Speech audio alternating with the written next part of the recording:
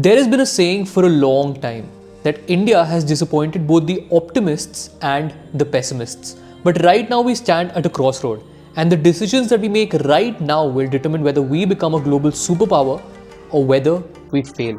In this video, I'll be talking about 3 important variables and crucial factors that are so important that India will literally fail unless we do something about it.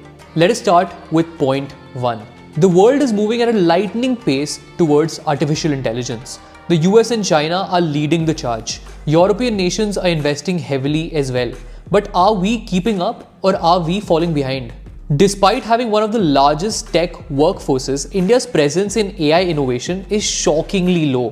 While we produce millions of engineers every year, India accounts for less than 2.5% of global AI research. The US has Google, Nvidia, OpenAI and Microsoft. China has Baidu, Alibaba and DeepSeek investing billions. But where are India's AI giants? While we did successfully establish ourselves as the back office of the world, as we talked about in our previous video on the rise of Bangalore, this entire business model is now in danger. This point hit home when I was recently having a conversation with one of my friends who is currently pursuing PhD in artificial intelligence in the US. He shared how artificial intelligence is dramatically reshaping software development and other back office activities.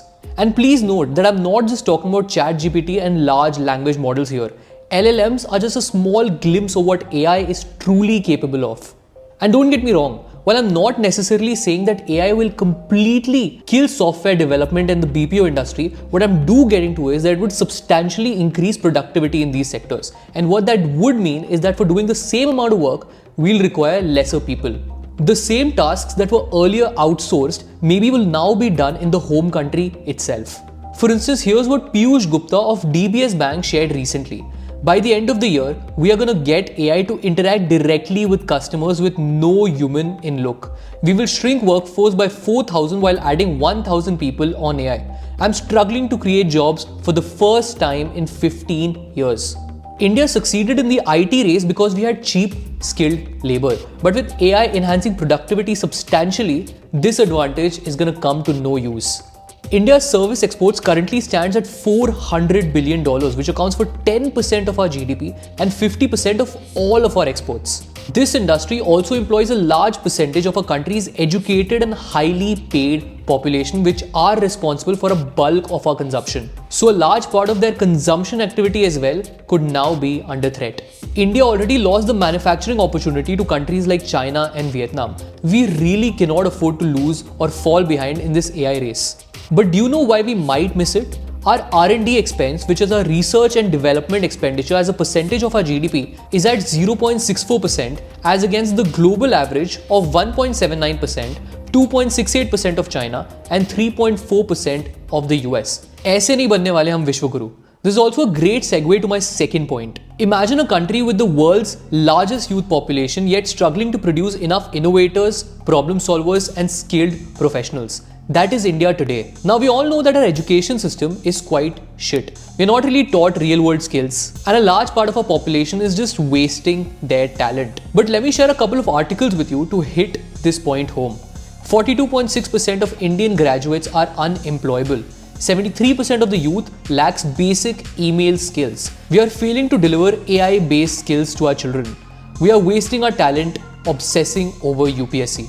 I can go on and on with this. We all know that mitochondria is the powerhouse of the cell, but somehow analyzing taxes and loans makes our brain swell. You know what? Cut. I think I can come up with a better rhyme. We all know that mitochondria is the powerhouse of the cell, but why do we freeze when asked to write an email well? Why is that? Can you tell?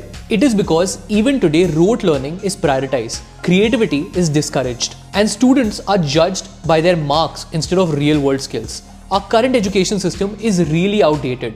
It was invented by the Britishers during the Industrial Revolution to produce clerks and factory workers, not thinkers and leaders. The entire idea that a teacher would just dictate something or write something on the board and then children would just blindly and brainlessly copied down in their notebooks is just somewhat retarded in my opinion. But unfortunately, that is literally how most of our classrooms work. By the way, this was also something I was really interested in when I was back in school, and for the same reason I even started my own edtech company, hoping to revolutionize the Indian education system. To be honest, I know for a fact that I was not ready then, but this time as well, my mentor and I are working on something to do our tiny bit. It's not really an edtech company or a full-blown edtech business or anything, but we're just trying to do something which hopefully would be beneficial to a lot of people. It could be the start of something positive, but more on that in the coming months or somewhat later. Now let us move to the third point. Imagine a country where half of the population is talented, capable and ready to contribute, but yet they are missing from the workforce. That is India today.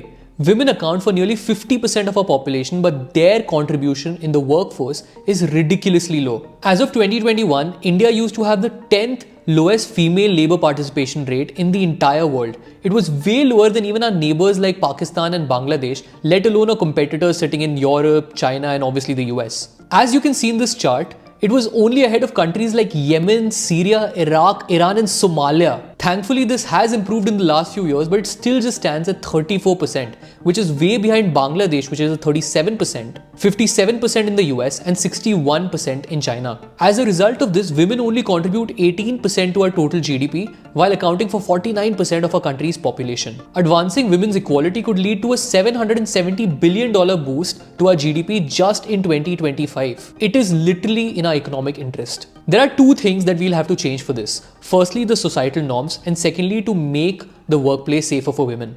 By the way, for all of these three problems, I know what a lot of us will do. We'll just go ahead and blame the government and point our fingers at the government for this. But guess what, guys? There is a deadline to blaming others for the problems that we have. For things to change, we must really change this blame game and take the responsibility and point at ourselves. R&D is not just the responsibility of the government, it is the responsibility of businesses and entrepreneurs as well.